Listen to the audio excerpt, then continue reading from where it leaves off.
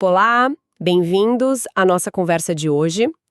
Vamos nos aprofundar num material bem interessante, viu?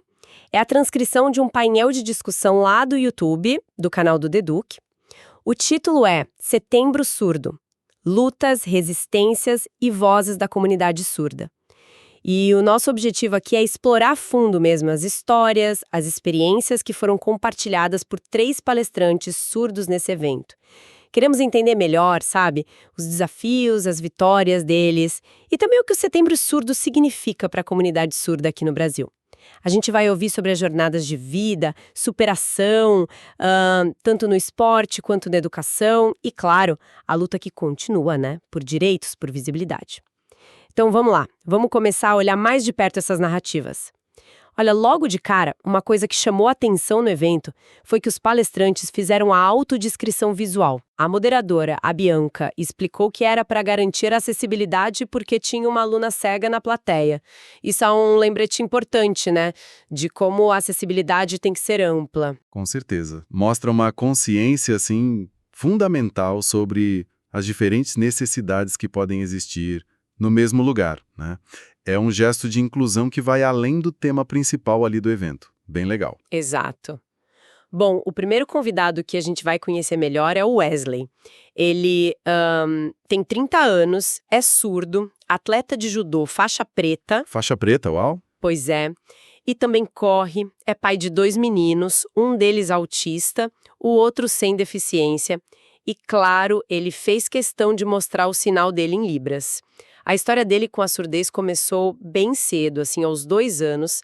A mãe percebeu que ele não reagia quando ela chamava. Nossa, dá para imaginar a aflição que essa mãe sentiu no início, né? Mas também a força dela para ir atrás, para apoiar o filho. Wesley contou umas coisas bem positivas da infância, tipo participar dos escoteiros. Ele disse que se sentia super incluído lá porque era uma atividade muito visual, né? Faz sentido? E também participou da Polícia Mirim. Ele até lembrou de um policial que no começo duvidou se ele conseguiria marchar junto com os outros. E sabe como ele resolveu? Como? Observando. Ficou super atento visualmente e conseguiu seguir o ritmo do pessoal. Olha aí. Essa habilidade de usar a observação visual como ferramenta principal é algo bem forte na história dele, né?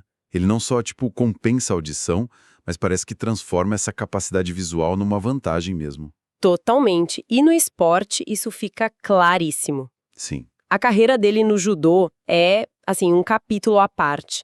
Ele aprendeu tudo olhando os movimentos do professor, que nem sabia Libras. Imagina! Nossa, que desafio. E foi progredindo, ganhando faixa, acumulou um monte de medalhas. Na época da palestra, ele falou que tinha 13 de prata, 6 de bronze e 4 de ouro. Caramba! E chegou a competir na Surdo Olimpíada. Ele até comentou, bem honesto, que agora, como faixa preta, estava perdendo mais nas competições recentes. Mas o que impressiona mesmo é a persistência, sabe? A vontade de continuar lá, treinando, buscando melhorar. E essa persistência, mesmo perdendo, isso diz muito sobre a cabeça de atleta, né? Mas também sobre essa resiliência que parece que marca a vida dele toda. O esporte ali vira um lugar de superação, de afirmação. E a representatividade que ele traz com isso é fundamental. Quebra muitos estereótipos sobre o que uma pessoa surda pode ou não fazer. E ele não fica só no tatame, não. Em 2025, Wesley começou a correr e já estava colecionando troféus, sempre representando a comunidade surda. Ele diz que a motivação dele é mostrar a capacidade das pessoas com deficiência e também inspirar os outros a cuidarem da saúde, a ter pensamento positivo. Fora isso tudo, ele adora viajar, escalar montanha, fazer trilha. Ele falou que visitou várias cidades: Natal, Fortaleza, Recife, Belém, Macapá, BH, Rio, Londrina, São Paulo, Cuiabá. Ufa! Nossa! Justamente para conhecer outros surdos e também para ver as variações da Libras em cada lugar. Que interessante essa busca, né? Ir atrás de conhecer outras realidades dentro da própria comunidade surda, as diferenças na língua. Isso é muito rico. Mostra um desejo de conexão, de entender a diversidade que existe ali dentro. E reforça que a identidade surda não é uma coisa só, né? Tem muitas facetas. Sem dúvida. Agora vamos mudar um pouco o foco e conhecer o segundo palestrante, o José Carlos. Ele é professor, é formado em letras Libras, tem especialização também e compartilhou o sinal dele, em Libras, claro. A história do José Carlos já começa diferente. Ele é o único surdo na família. A surdez foi por causa de uma rubéola que a mãe teve na gravidez. E ele contou um negócio bem pesado logo que ele nasceu. Uma enfermeira parece que disse para a mãe dele que ele seria surdo-mudo e que não teria potencial nenhum. Nossa, que coisa horrível de se ouvir. Imagina, uma previsão terrível e, felizmente, totalmente errada. A mãe dele não aceitou isso de jeito nenhum. Esse relato inicial é, infelizmente, um exemplo muito comum do capacitismo, da desinformação que muitas famílias enfrentam quando recebem um diagnóstico. Essa ideia de surdo-mudo é um estereótipo antigo, super prejudicial. E falar em falta de potencial é um desconhecimento total sobre o desenvolvimento das pessoas surdas. A força da mãe em não aceitar isso foi, nossa, crucial. E o apoio da família continuou sendo chave. A irmã mais velha dele teve um papel incrível na alfabetização quando ele tinha uns 3, 5 anos. Mesmo sem saber Libras, ela criou um método, saía etiquetando os objetos da casa com os nomes escritos e ficava praticando a escrita com ele todo dia. Uma iniciativa fantástica. Que sensibilidade da irmã, né? Mesmo sem o conhecimento técnico, ela encontrou um caminho. Exato. Aí, com 7 anos, a mãe começou a luta para achar uma escola acessível para ele. E não era fácil naquela época, viu? Só aos 8 anos que conseguiram uma vaga em Parnamirim, numa escola que tinha uma professora que sabia Libras. E essa primeira fase na escola, ali entre 93 e 98, foi muito importante para ele. A professora incentivava muito o desenvolvimento em Libras, nas outras matérias também. Ele lembrou com carinho de uma amiga surda, a Socorro. Mas aí veio a transição para o ensino regular, no 5º ano, e com ela as barreiras que a gente já imagina, né? Professores ouvintes sem preparo, sem saber Libras, e, naquela época, sem intérprete nenhum. Foi um período bem difícil para ele. Essa transição é um momento muito delicado na educação de muitos surdos, né? Mostra bem a diferença entre só integrar o aluno numa sala comum e fazer uma inclusão de verdade, que precisa de recurso, de professor preparado e, idealmente, de uma abordagem bilíngue. Não é só colocá-la dentro. Exatamente. Felizmente, mais tarde, a partir de 98, ele teve aulas com outra professora, só que essa era surda, a Denilsa. E ela ensinou para ele sobre a história e a cultura surda. Isso foi fundamental para ele construir a identidade dele. O José Carlos também falou bastante da participação dele em associações, a Associação de Surdos de Natal, a ASNAT, onde ele ficou de 2005 a 2016, e também a Federação Desportiva de Surdos de 2012 a 2017.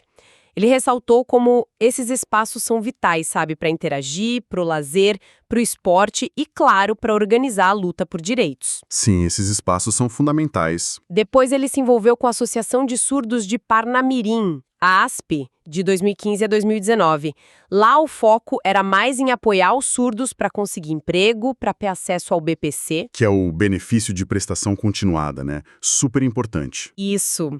E também na vida acadêmica, além de oferecer cursos de Libras para a comunidade ouvinte, hoje ele trabalha como professor temporário na rede estadual, ensinando Libras e português para alunas surdas. E ele fez questão de dizer como a presença de um professor surdo ali serve de modelo, de inspiração para essas meninas. Olha, a trajetória do José Carlos mostra muito bem a importância de vários fatores juntos, né? O apoio da família lá no começo, mesmo que intuitivo, como foi o da irmã.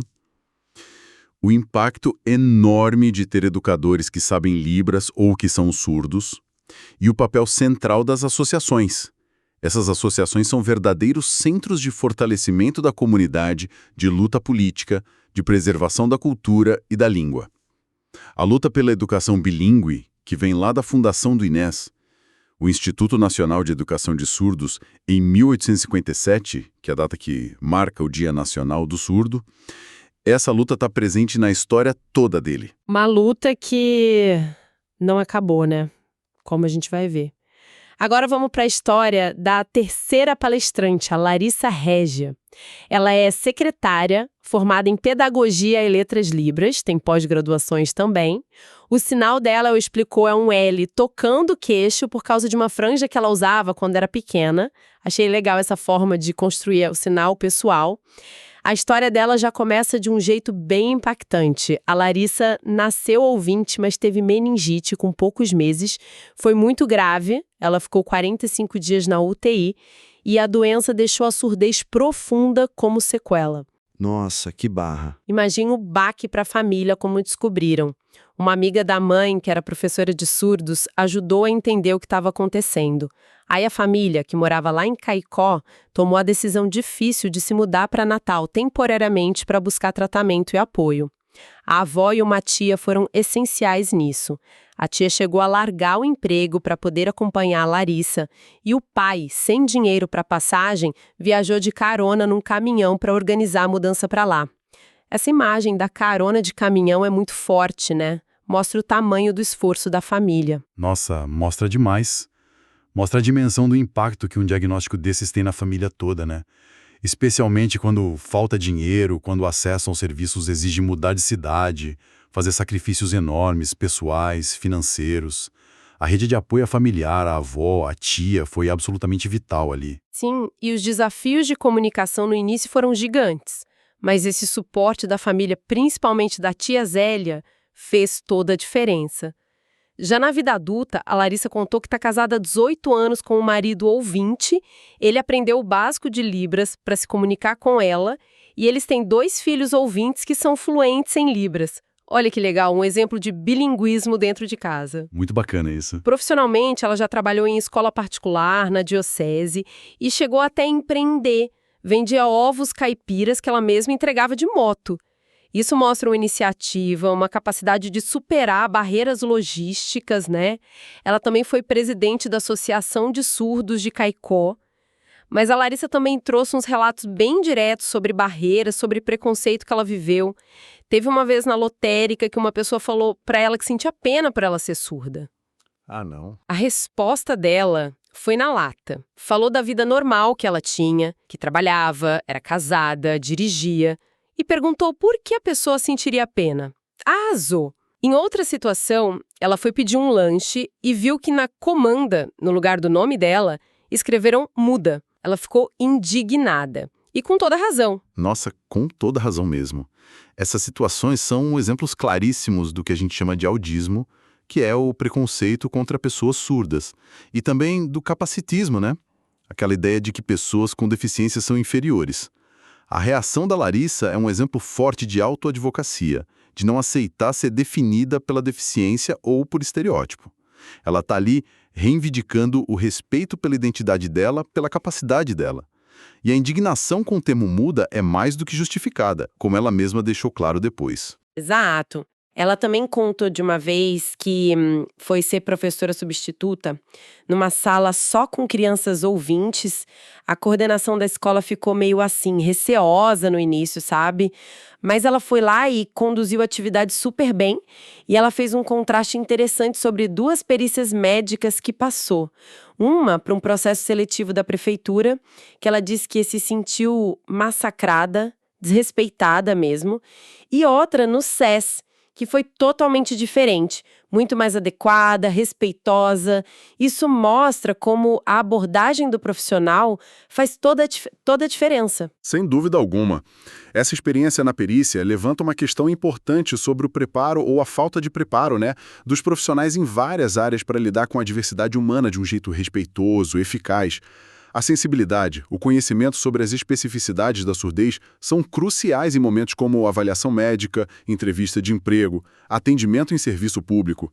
A falta disso cria barreira, cria constrangimento, como esses que a Larissa contou. Ouvindo essas 3 esporas, né, tão ricas, tão diferentes, o Wesley no esporte, na aventura, o José Carlos na educação, no associativismo, a Larissa na vida profissional, familiar e nessa luta direta contra o preconceito, a gente começa a ver uns fios que ligam tudo, uns temas que se repetem.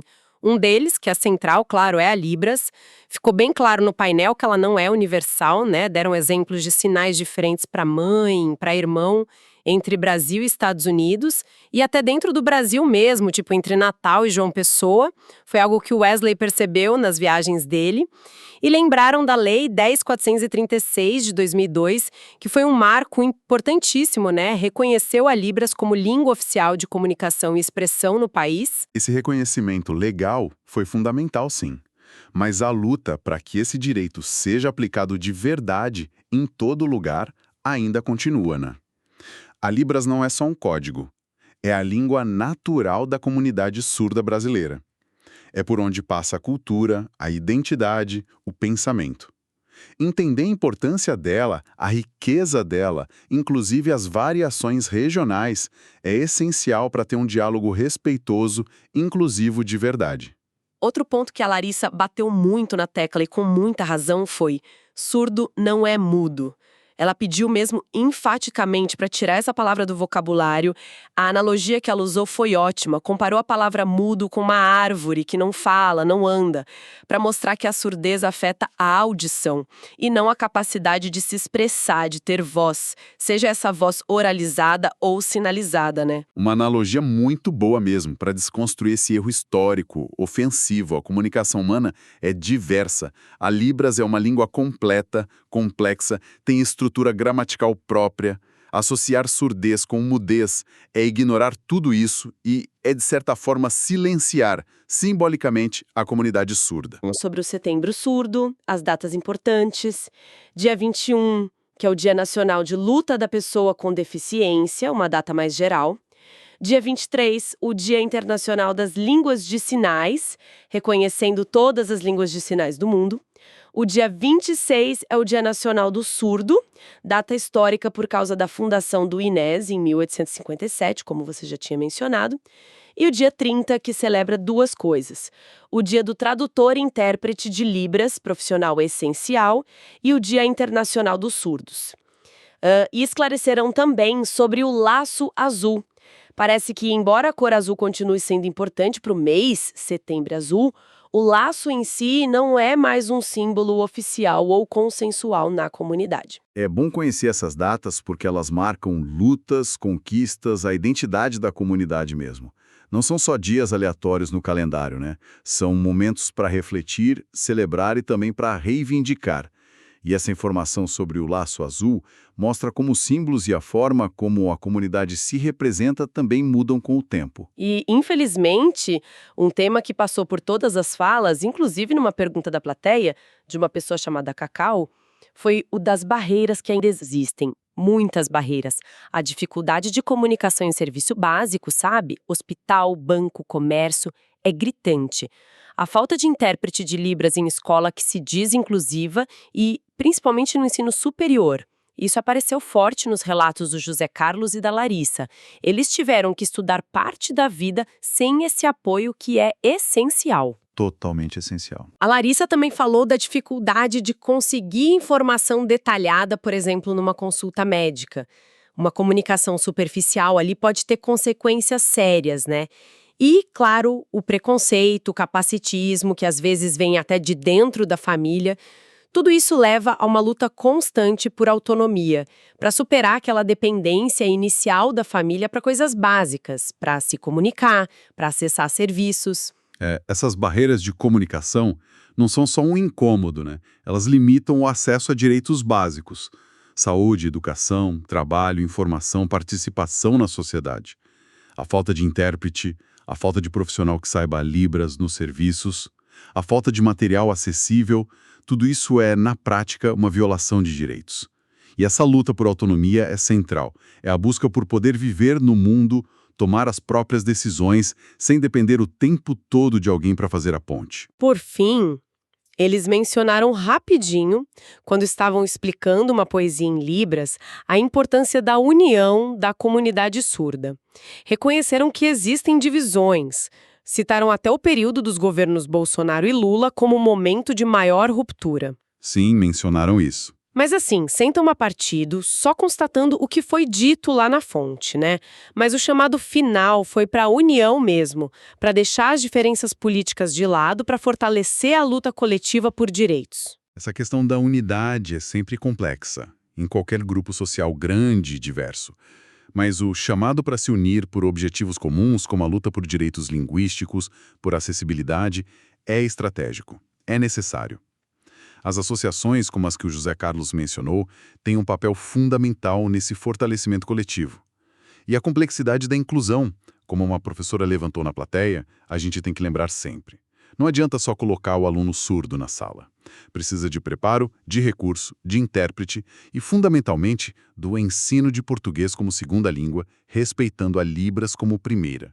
Senão, a gente corre o risco de fazer uma inclusão que, na verdade, exclui. Exatamente.